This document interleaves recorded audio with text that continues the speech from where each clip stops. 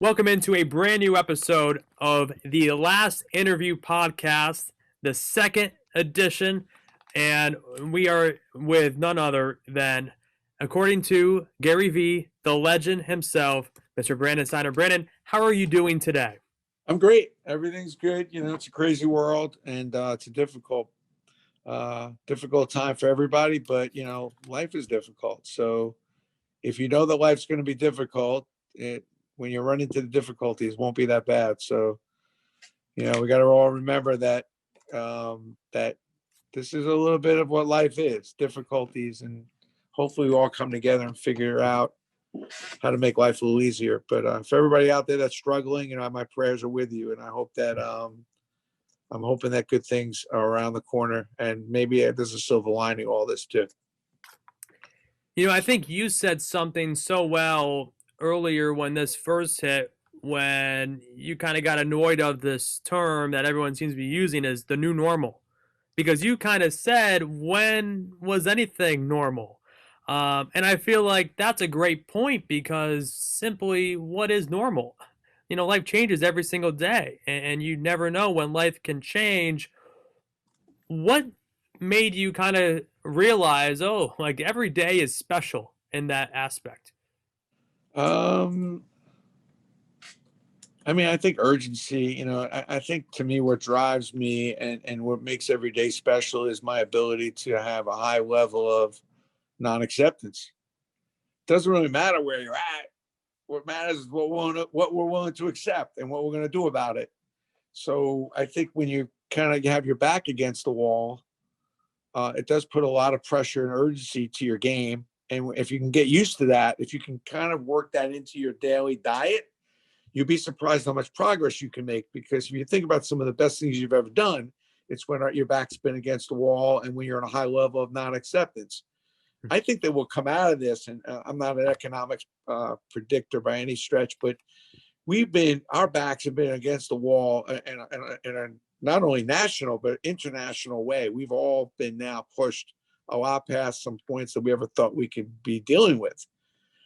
And when you do that, you focus. You tend to think about what's important. You tend to think about more what's next. Where have I been?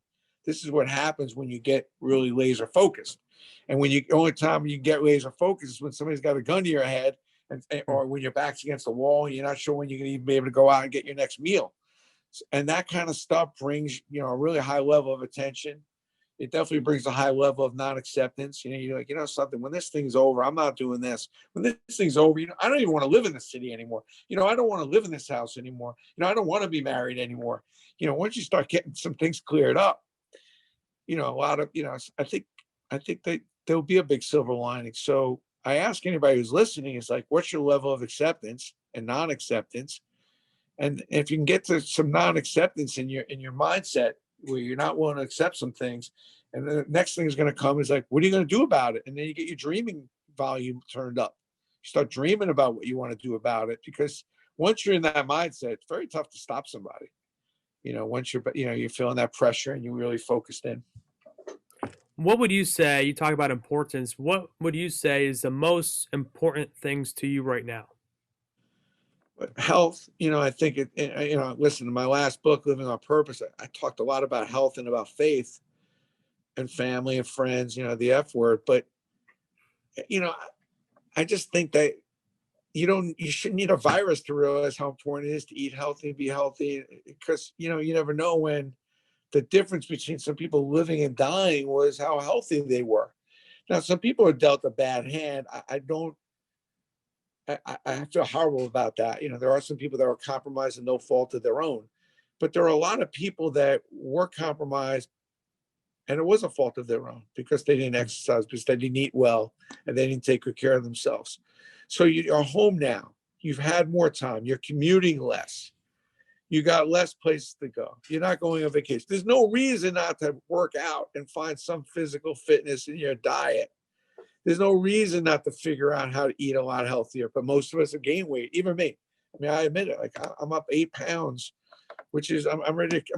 I'm so, but I'm in that I'm non-acceptance mode. I'm about starting to lose it back. But I'm like, I'm pissed at myself. And but listen, I just think health and faith, faith is something that you believe in, even though you can't see it.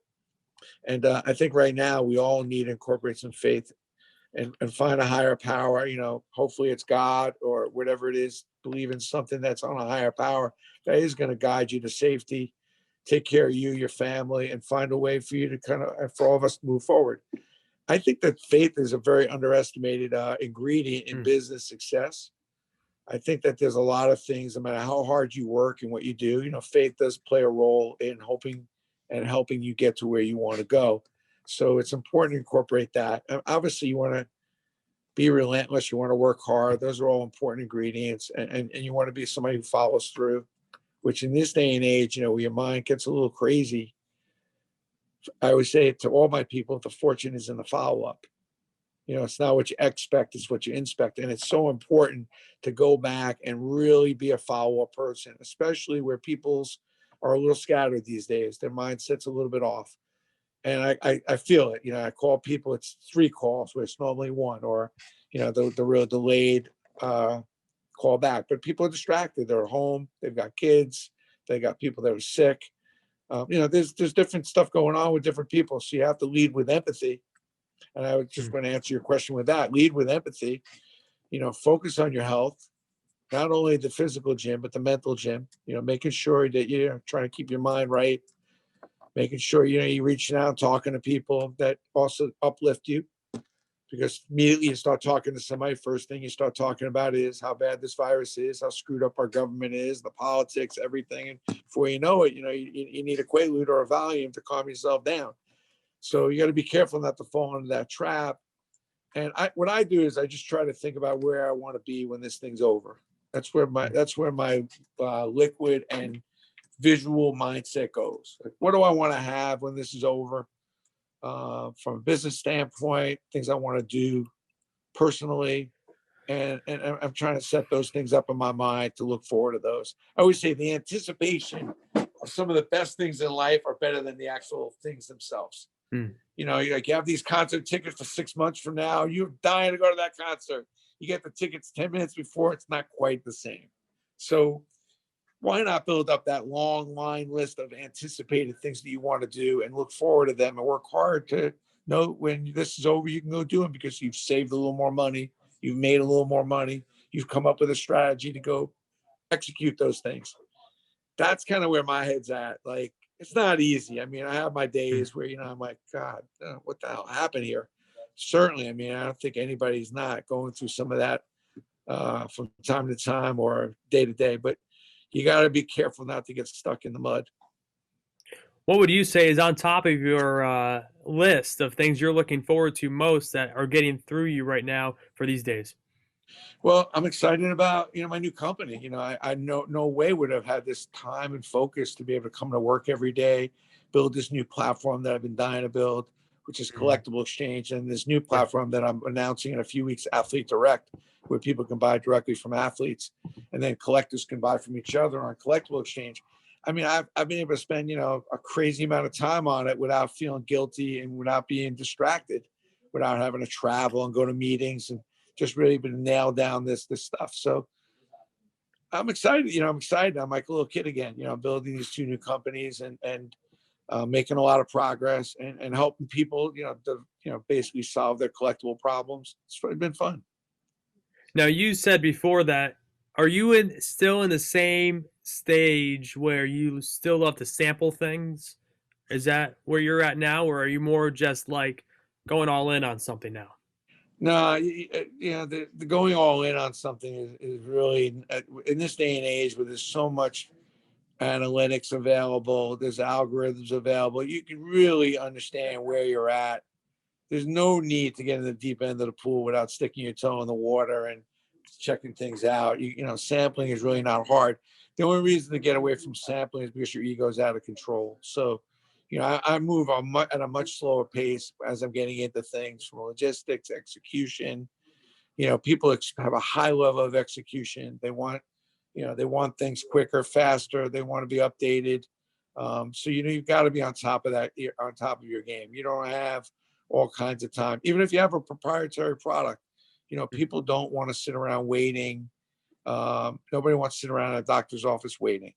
You want to get in, you want to get out, and that's how people look at retail, and that's how people look at most of their transactions. So you got to have your shit together, and that's my mindset. I'm still a big sampler.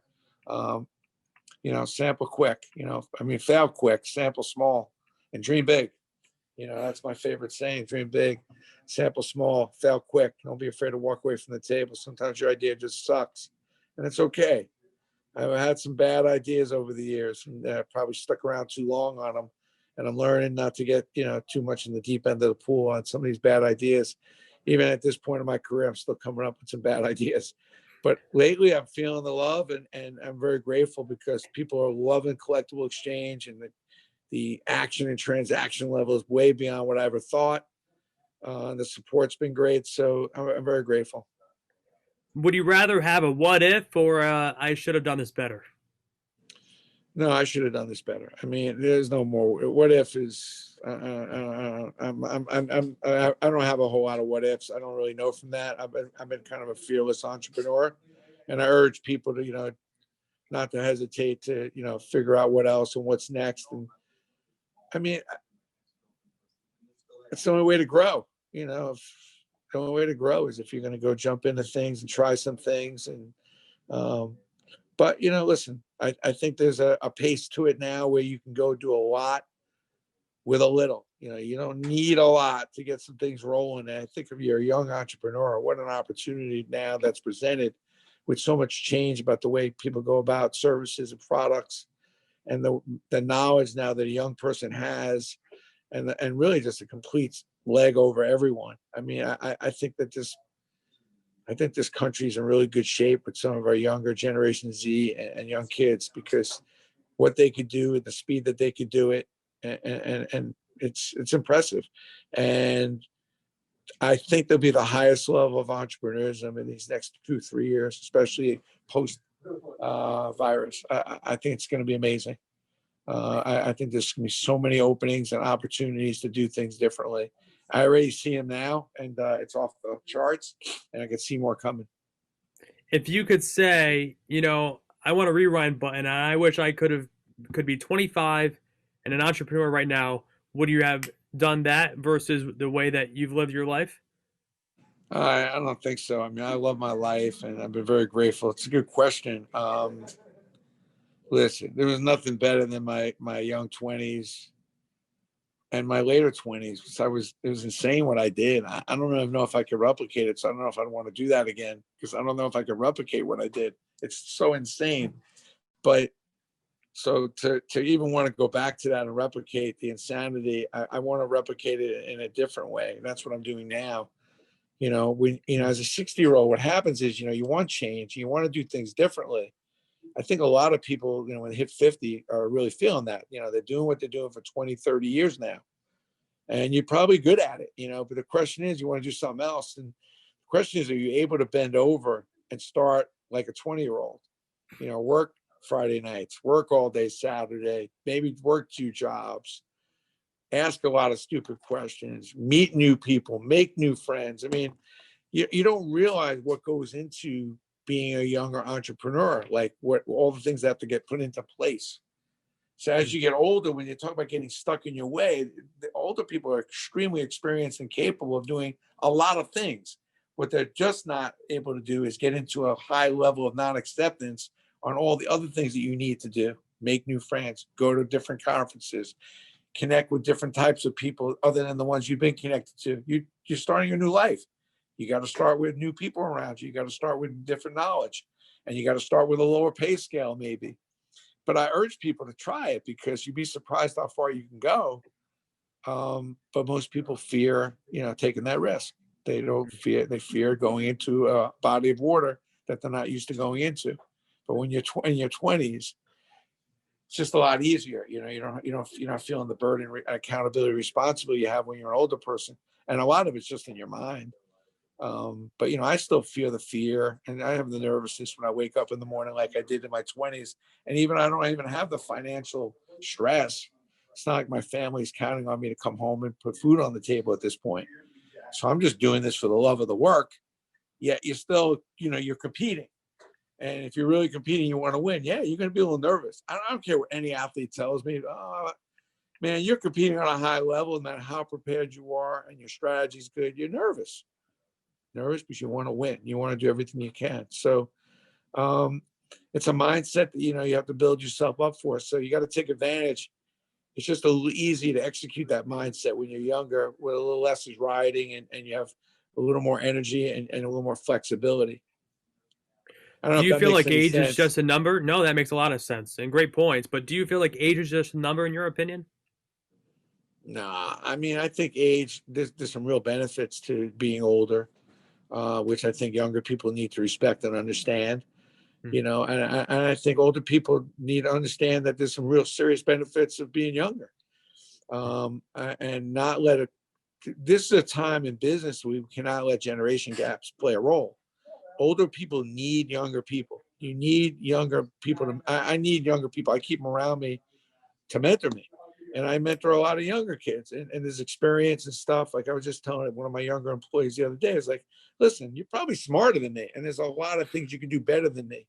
But there's just some things you just haven't been on this planet long enough to know better. And when that shit goes down, you are going to need to stop talking and stop reacting. And you need an older person's view. And I think that a lot of companies that are doing well have been able to combine an older and younger person's view in those marketing and promotional offices. You see some of the companies that are failing to adjust and adapt is because you have a 45-year-old CMO, 50-year-old CMO, who's certainly accountable and responsible for the stuff that has to be done, but there's no young person in sight other than a social media kid in the corner. And that's usually a formula for, mediocrity. So I think age is important. I think experience is important. It's credibility. It's your proven track record is important. But energy, enthusiasm, and your ability to be opportunistic and optimistic, cannot die with and only be available with youth. I always tell dreaming is not age discriminatory. Everyone can dream. Everyone can be optimistically opportunistic. You don't have to be young, bright-eyed. And I feel like a lot of older people kind of get kind of down and kind of stuck because a couple of things have happened along the way that they didn't really like the way it happened. So what? It's life. You're gonna get beat up, man. You're gonna get your ass kicked a little bit. That's something I would tell every young person. Like, you're gonna get your ass kicked. You're gonna get a beating once in a while, man. It's not happy times. It's not convenient. It's not fun. But when you bounce back up, man, it's, you'd be surprised how much smarter you are, and that won't happen again. So that's how I look at it. Like, I've gotten that door hit my butt on the way out a few times. Well, would you rather just win all the time and never lose, or would you rather have a little bit of both? Yeah, I'd rather win all the time, of course. But I also understand that losing is not the opposite of winning. It's a big part of winning. You're not going to pitch a shutout in life. You're not. It's not going to happen. So you just want to win more than you lose. And when you do lose, obviously, you want to make sure you get the learning lessons, which I think gets talked a lot about, which is important. But when you're going through those learning lessons, it ain't happy. It's not happy times. I'm not happy when I'm losing. The truth of the matter is I ain't happy when I'm winning either, because, that's just result driven stuff. Like, I'm happy when I'm progressing. I'm happy when I have pop, which is progress on process. You have to the winning really should only take place is when you can figure out how to increase and improve your process. When you can improve to get the better people around you that can push you further than you thought. That's really the winning. The result stuff, I mean, the result stuff can get you a nicer car, a better hotel room, a bigger, couple more pieces of jewelry. So the winning and losing is very overstated, frankly. And sometimes the losing thing can be some of the most important stuff that happens to you when you think about it. But I think the winning is overrated. I think the losing is overrated. And I think process and practice and really digging into things when the lights are off is critical, and that's really where the hard work comes in. And that's where I think I beat a lot of my competitors is that, I could spend a whole day on Saturday, man, just thinking and really driving myself to figure out something much bigger and better than what I'm doing. When was the last time you surprised yourself? It's a good question. I mean, um, listen, I'm surprising myself now. I mean, I easily could have retired. There's a lot of stuff on the table, and some of the patience that I've had on some of these things to let materialize is, it's not really my second nature. But when you're running a big company as I was, waiting for things to happen is not my nature. Making things happen is my nature. But sometimes you have to wait for certain things to develop and happen.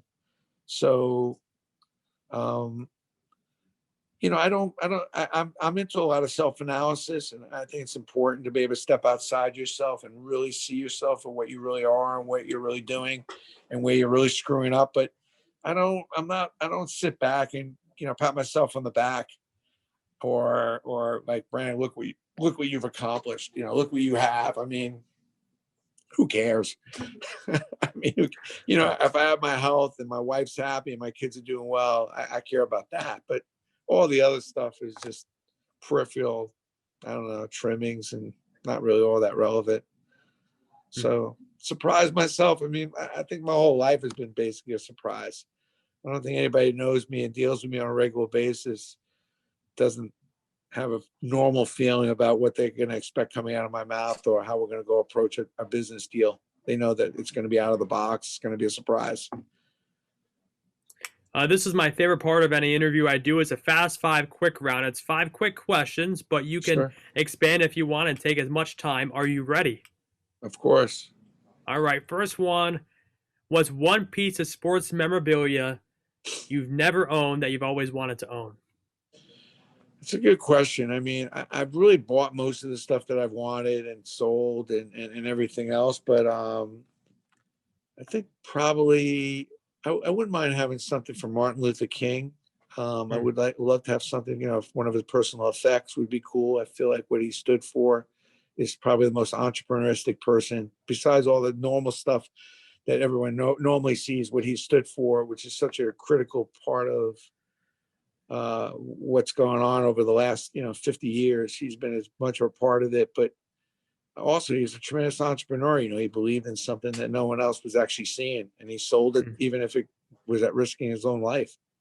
I'm a big fan. What is your favorite sports movie of all time? Well, it's probably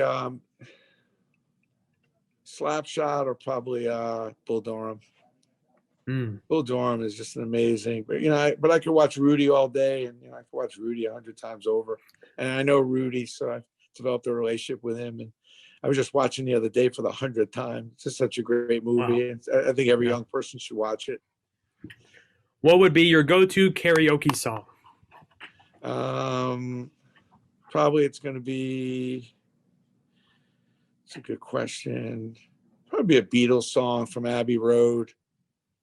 Maybe Here Comes the Sun. What would be your biggest pet peeve? Complaining, over neediness, complaining, and ungratefulness. When people are ungrateful, Hmm. then it drives me crazy. And then the last one for the Fast Five. You're a big baseball fan. If a 15-year-old kid walked up to you right now and said, "Brandon, I hate baseball. I'm never going to watch," what are you saying to that 15-year-old kid? That's it. It's not a big deal. It's one sport out of many. Find a couple sports you do like, because it's a good outlet. And it's always good to have a couple of sports, a couple, athletic sports that you like to play on some level, because it's just a good thing to do to keep your exercise going and be compatible with others. I get why kids don't love baseball. It's a difficult sport to put together, play with your friends, and the game's moving a little slow, blah, blah, blah. When I grew up, we lived and died for baseball, and I Hmm. still love it. But I wouldn't. There's so many good sports out there. I mean, now there's so many micro sports. I mean, you think about how much more sports are out there, much more soccer, rugby. There's all different levels of hockey. Then you got your esports. You got much more lacrosse coming on the scene, and then you've got different levels of football. So there's a lot of stuff to watch and cover and play. Just don't. It's okay not to like one particular sport. Just don't get into not liking sports at all. So I Hmm. don't think that's healthy. Hmm. And then, Brandon, my last question for you is one I always finish this podcast with. Who is Brandon Steiner? I'm just a relentless, underdog who, that want to make a difference. I want to get into a business that would be different, that would disrupt.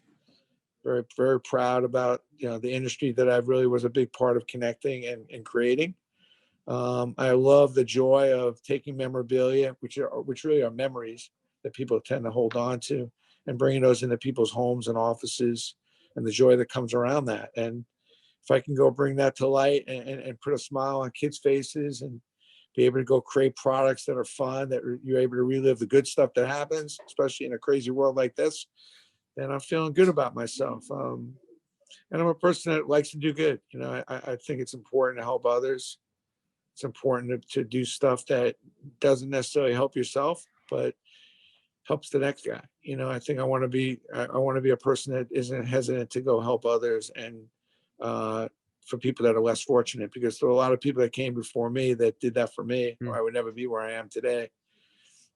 So I think that's a big part of my fabric, is never to hesitate to lend a hand, be Mm-hmm. kind. Mm-hmm. So again, Brandon, thanks so much for joining the You're podcast welcome. today. Before we wrap up, where can people follow you, read your books, and just follow you on social media? I'm a big LinkedIn guy, but I'm over the subscriptions. You got to follow me. If you want to book me for speaking, brandonsteiner.com. And if you go to CollectibleXchange or CX Stuff, we're offering, I think, any one of my 3 books for free. Just pay for the shipping. So I highly recommend, if you're a young entrepreneur, any of those 3 books would help you, but particularly the first 2. And if you have a parent that's kind of stuck, I'd get the 3rd book, Living on Purpose, which is probably my best work. Really get you out of that mode and get really make a good connection. For anybody that's over 40 years old, it's a good book to read. Well, Brandon, thanks again for doing the podcast today. We appreciate it. You're welcome. Have a great day.